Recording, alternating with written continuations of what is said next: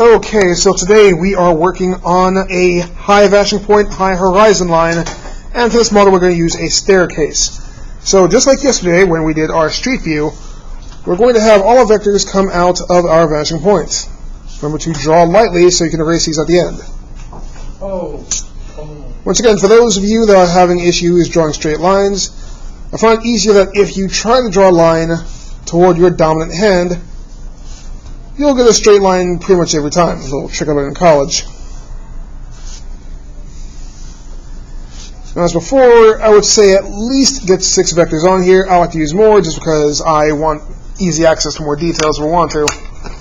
And let's see, that is a little uneven, so let me just add one more right here.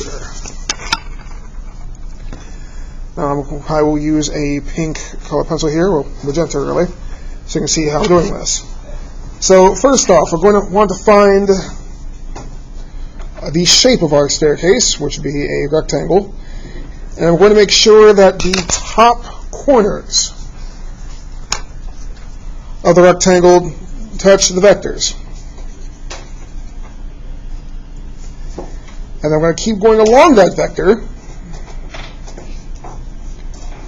to make my other steps. Now, just like when we were drawing tiles in the hallway the other week, we want these first rectangles to be very small, very thin, and very close together.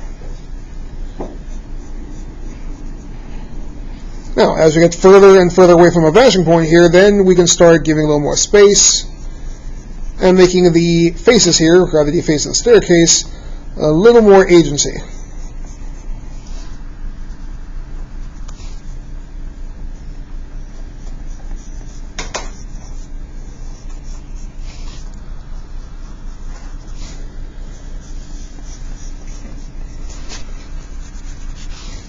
Now, up to this point, we can now just not even see the sides.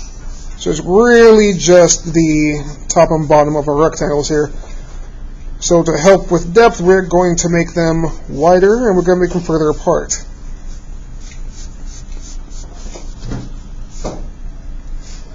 Now, to the untrained eye, this is just going to look like a bunch of rectangles and a bunch of lines.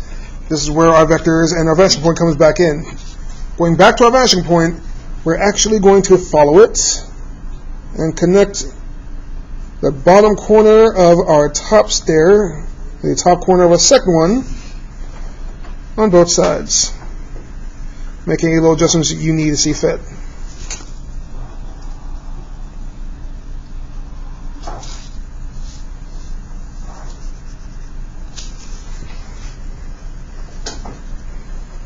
Now it's following along with my vectors.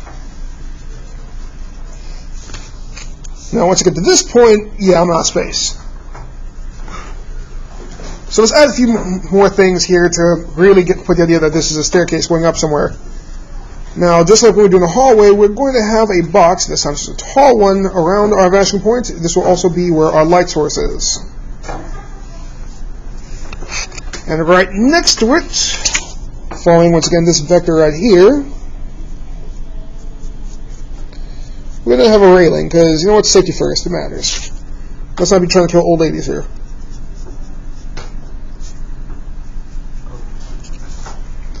One there. And let's give it a counterpart right over here.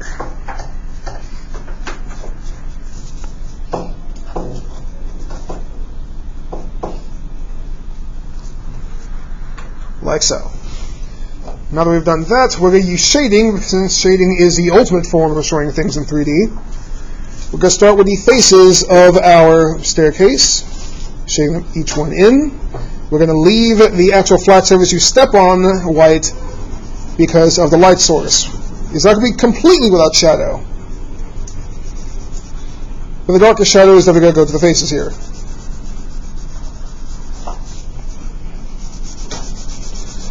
Now remember from when we were going over the elements of art, darker outlines, thicker outlines should be in the front. So once I shade this down, I'm actually going to deepen my lines here to suggest that there is more clarity. I'm going to do it slightly less as I keep going up. And about here, say I'm going to stop. Alright, let's talk about these walls. If our light source is over here, we're going to start from out here with a nice little blending.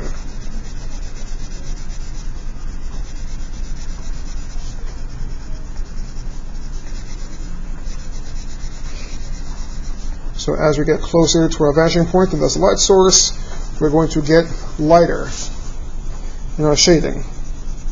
This will be important when we do our one-point perspective test, which, funny enough, as of this recording, I've actually completed working on that. Just need to do all the drawing for it.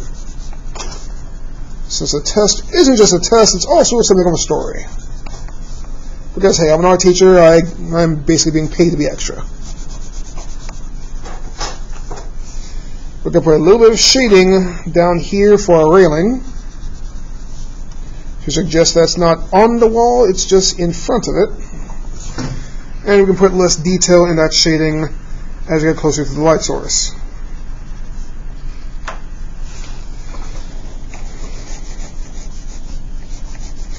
A light amount of shading right under our faces. And there you have it, the staircase. Now you can add anything else you want. Leaves falling on it, a can bouncing off things. Me, I like stone steps, generally because I grew up around a lot of them, especially going to Savannah, Georgia, where the entire college was on historical land. So I like to put a few cracks in the proceedings. A few scuff marks. Get a little texture in there. Only the first few, since obviously you're not going to see all the text and gravel and nonsense as you get further away. And let's see. Just going to base this on some old creepy stairs that I saw back in college. Let's put a nice little window here. And I remembered very well because for some reason this place had posters all over the place, like there was some concert there that I never got to see. And that was fine. Posters happen all the time. Old political posters.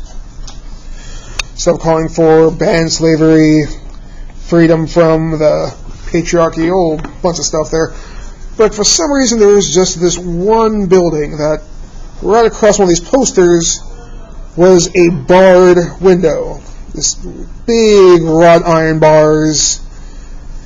The building that it was attached to wasn't any sort of jail that I can recall. Just know that its ride-on was the equivalent of a Bourbon Street.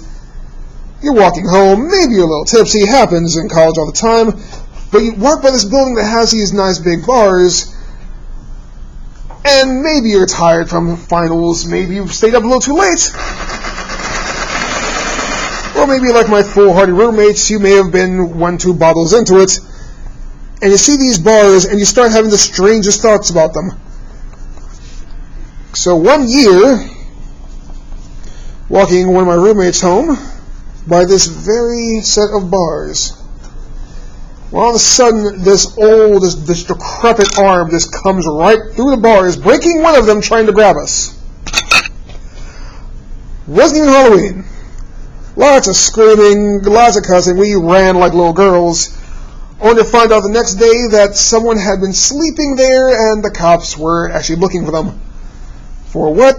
Couldn't say. But for years afterwards, everyone thought the place was haunted, which, considering that Georgia has some of the most haunted cities in America, kind of fits. Well, that's a tangent. Well, there you have it. There is your stairwell. Nice and creepy just in time for October. And when we come back next, we're going to deal with a low horizon line with a vanishing point off to the side, a little off kilter there, as we create for ourselves a tunnel. And thank you. Have a good night.